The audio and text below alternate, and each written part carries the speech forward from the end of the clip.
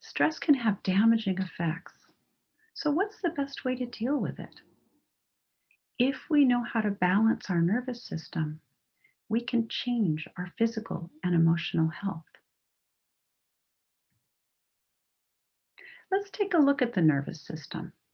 It's divided into two parts. The part that is in the brain that makes us think is the central nervous system. The part that runs from the brain to the body is the peripheral nervous system.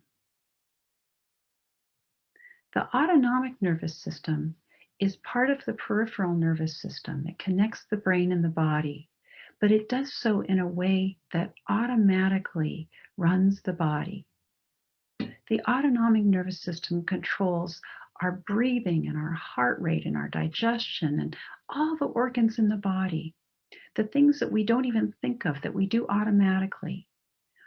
They are run by our autonomic nervous system. But in addition to this, it also controls our immune system. It determines the level of inflammation and pain that we have and can also control our blood and lymph circulation.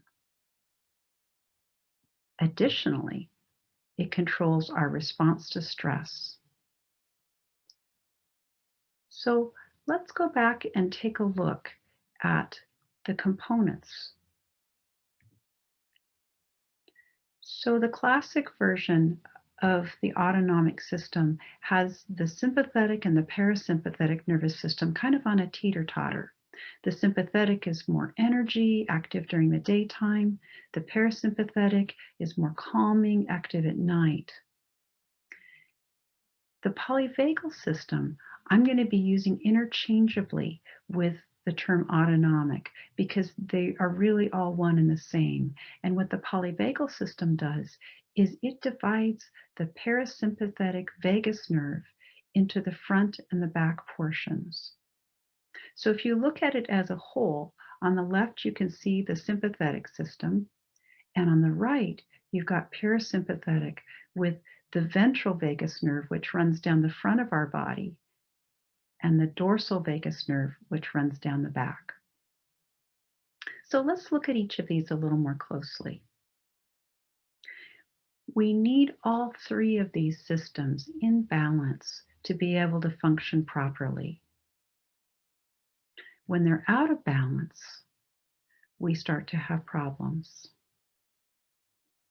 The third branch, which is the dorsal branch of the vagal nerve, is active during sleep. It gives us the time to rest and repair. So you can see on the left, when the ventral and the dorsal vagal branches are balanced, we can rest and feel relaxed. We can meditate. It slows our heart rate and breathing, and we can feel calm and at peace.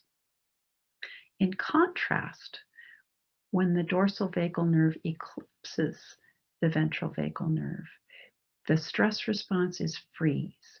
And in the extreme, it can mean passing out, a protective physiological response of shock, where the brain and the body shut down. It can also be responsible for feelings of depression and a myriad of digestive problems, including irritable bowel syndrome, food allergies, Crohn's disease, and in this stressed out world, I just read that Tums is the new toilet paper shortage. And I think that many people are having activation of their dorsal vagal nerve right now. So one antidote for this is yoga. It has very well-researched autonomic effects. And it's an ideal thing. It's breathing plus stretching, which helps autonomic well-being. Helps to balance our fight, flight, and freeze responses with meditative movement and breathing. Improves our heart rate variability and treats our posture and vagal nerve impingement with stretching. So a couple of yoga poses that might be helpful are the supine spinal twist, which releases the chest, the spine, and the abdomen, and is very good for digestive function. And another is the cobra pose, which helps to stretch a forward head and a collapsed chest or thorax.